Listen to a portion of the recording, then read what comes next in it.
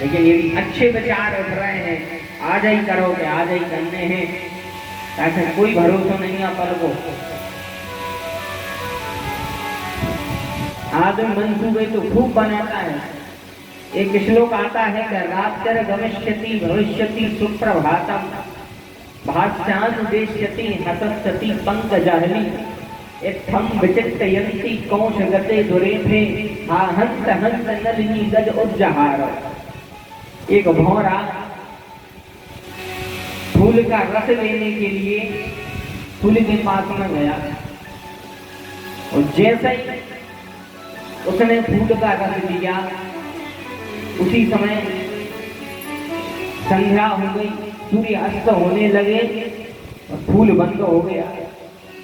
तो वो भौरा सोच रहा है कि रात्रि गमिष्यति, यानी रात्रि बीतेगी और भविष्यति सुप्रभातम, रात्रि बीतेगी सुप्रभात होगा। रात्रि गमिष्यति भविष्यति सुप्रभातम, यानी रात बीत है सवेरे होगी। भास्यानुदेश्यति हसस्यति पंकजाहली, बोले भुवन भास्कर सूर्य नारायण का उदय होगा। भास्यानुदेश्यति हसस्यति पंकजाहली, पंकजाली यानी फूल की कली, फूल।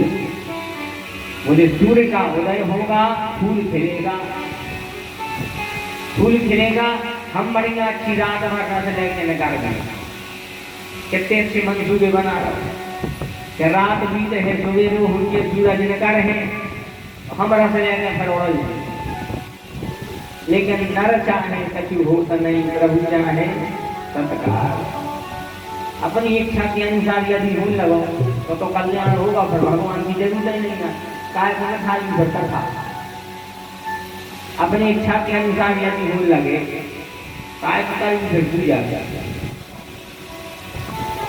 सोच रहा है भुवन भास्कर निकलेंगे रस लेके हमने, लेकिन ऐसे ही सोच रहा था उसी समय इत्थं विचित्रयन्ति कौश गते दुरेभे, वही समय में आओ एक हाथी। जो सोचेगा तो वही समय पे आओ हाथी। इत्थं विचित्रयन्ति कौश गते दुरेभे, वही समय पे आओ एक हाथी। उन्हें अपनी सूर से वो फूल डोरो, नीचे डालो, वह पांव धरो, गोविंदाय नमो नमः। निकाला, फूल को कुचल दिया। भौरा की चटनी भी बट गई। उसी समय सब मंसूबे बिखर गए। इत्थं विचित्रयन्ति कौश गते दुरेभे हा हंस हंस नलिनी गजोज्जहारो। मंसूबे खूब बना, लेकिन अपनी दम पर न बना, भगवान की शरण में जाके बना। अर्जुन ने जाके कही थी भगवान से कि प्रभु हम आपको लेवे नहीं आए, या आपसे कछु मांगवे नहीं आए। तो भगवान बोली फिर काय क्यों आए? अर्जुन ने कहते हैं प्रभु हम आपसे न कुछ लेने आए हैं, न आपसे कुछ मांगने आए हैं, हम तो अपने आप को तुम्हें सौंपवे आए हैं। इतना बड़ा युद्ध कर रहे हैं, हम कुछ नहीं जानते, आप जानो, आपका काम जानो। इसलिए अपने आप को भगवान को सौंपो ना। संसार को कहते हो जो हमारा, यदि भगवान को कह दिया कि हे प्रभु आप हमारे हो, भगवान फिर कभी साथ नहीं छोड़ेंगे। इसलिए भैया इस शरीर का कोई भरोसा नहीं, जितना हो सके भगवान का भजन करें। जो भगवान का भजन करता है तो भगवान अवश्य मिलते हैं। कल कथा सुनी कि पृथ्वी सुनपा ने भगवान का भजन किया। भगवान ने कहा कि द्वापर युग में पुत्र बन के आएंगे, और द्वापर युग में भगवान पुत्र बन के आए। कल आपने जब कथा श्रवण करी, कल आपने दिव्य भगवान का जन्मोत्सव श्रवण किया। भगवान ने धराधाम पर अवतार लिया, और जैसे ही भगवान गोकुल में आए, जैसे ही प्रभु गोकुल में आए, गोकुल में ऐसा दिव्य आनंद छा गया।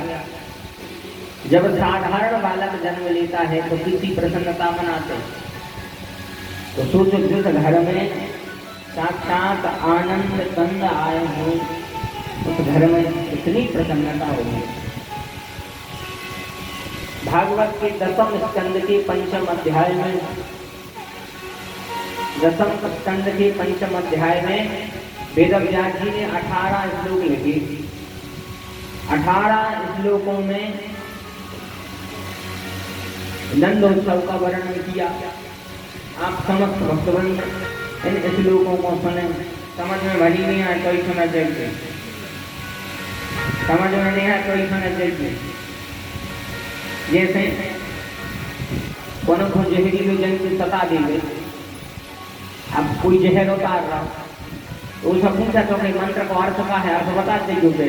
फिर कहीं से लगा था कभी झाड़ो कभी मिटे कभी ठीक घूमे, ऐसे ये श्लोकियाँ हैं। इनसे भी जहर उतार रहा। कौन से बोले संसार को जहर, बोले वृंदावन में हरि लाल की। ये जब जाके लिखते हैं नंदस आत्मजय उत्पन्ने जाता हल्ला दो महामना।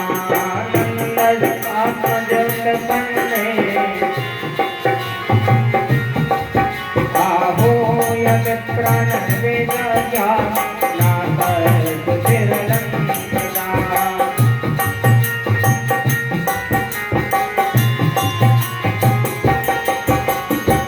बाचे श्वास तैनम जात कर्मा मदस्व भय। बाचे श्वास तैनम कार्यानाथ विधि भटर पितृ देवार्च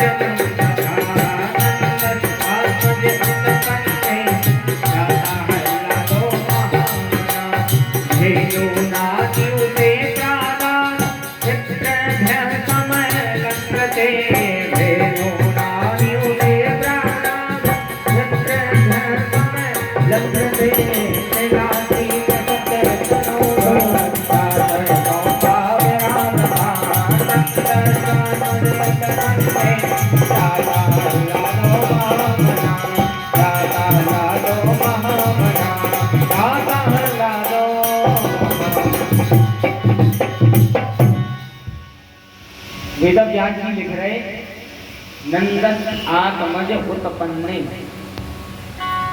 यानी नंद बाबा के यहाँ आत्मज उत्पन्न हुआ। नंदस आत्मज उत्पन्ने जाता लादो महामना। भगवान कैसे हैं? बोले भगवान है आनंद के स्वरूप। ऐसे कल समझना गा रहे थे कि नंद के आनंद भयो। भगवान साक्षात आनंद के सागर हैं। तो नंदस आत्मज उत्पन्ने जाता लादो महामना। जैसे ही भगवान का जन्म सुना, जाता लादो महामना, उसी समय प्रेम में बहबल हो गए नंद बाबा। नंद बाबा की बहन है जिनका नाम था सुनंदा। नंदगांव के पास में एक महारानो नाम का गांव है, उसमें उनकी ससुराल थी सुनंदा की।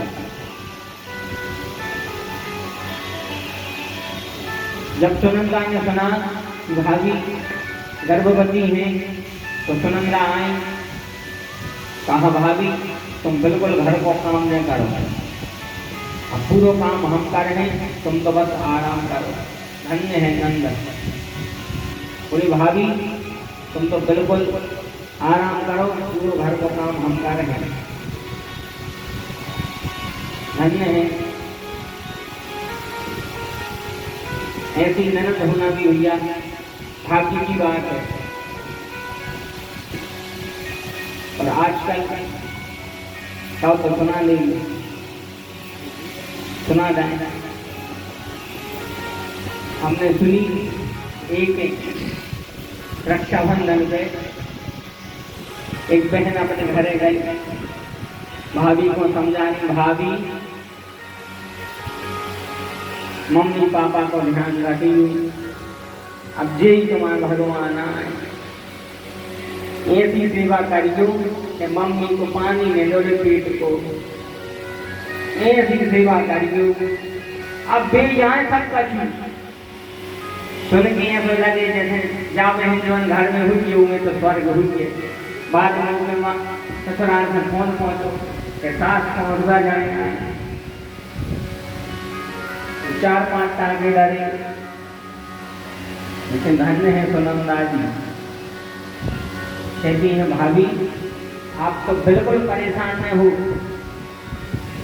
आप तो आराम करो, पूरा घर को काम हम करें। उसी समय काम करने लगी। फिर एक दिन जब भगवान ने अपना अवतार का समय बनाया, सुनंदा जी ने देखा कि भाभी के पास में एक सुंदर सा बालक खेल रहा है। उसी समय भैया के पास में आए, बोले भैया भैया लाला जाए। बोले लाला। जैसे ही नंद बाबा ने सुना बड़ी प्रसन्न हो गए, बड़ी प्रसन्न हुए नंद बाबा। और प्रसन्नता ने सबसे पहले क्या किया, आहूय विप्रान वेद ज्ञान, सबसे पहले ब्राह्मणों को बुलाया, सबसे पहले ब्राह्मणों को बुलाया, स्वस्ति भाषण करवाया। जैसे ही मंगल कार्य हो गए, सबसे पहले ब्राह्मणों को बुलाया। आहूय विप्रान वेद ज्ञान स्नातः सुचरलंकृतः, उसी समय ब्राह्मणों को बुलवाया, सुंदर वस्त्र पहने। इसके अनंतर इन्होंने 2 लाख गौओं का दान किया। धेनु नाम प्रादान, 2 लाख गायों का दान किया। नंद बाबा ने ऐसा जब दान किया था कि रत्नों के 7 पहाड़ बनाए थे। तिलाद्रीन सप्त रत्नौघा, रत्न और तिल के 7 पहाड़ बनाए थे। और ऐसे ऐसे पहाड़ कहूँ ये तरफ भी कोई खड़ा हो तो वो तरफ नहीं दिखा रहा, ऐसे दिव्य पहाड़ नंद बाबा ने बनवाए। ऐसा दिव्य दान किया, ऐसा नंद महोत्सव हुआ। जब ब्रजवासियों को खबर मिले, सब लोग जा रहे हैं, सब लोग हल्ला मचा रहे हैं कि चलो भैया चलो नंद के द्वार पर चलो, नंद के द्वार पर चलो। सब लोग बढ़िया गाते बजाते हुए जा रहे हैं नंद बाबा के द्वार पर। जो नहीं जा रहा वो लोग जबरदस्ती लवाएं चल रहे, बोले चलो नंद के द्वार, चलो नंद के द्वार। आप और खुद नहीं चल रहे, चल लो तो बताओ लवाएं चल रहा है, लवाएं चले मैं अपन भी मन से चली। सब लोग ऐसा भाव बनाए जैसे हमारा आप भगवान के नंदोत्सव में शामिल हो रहे हैं। लाला के दर्शन करे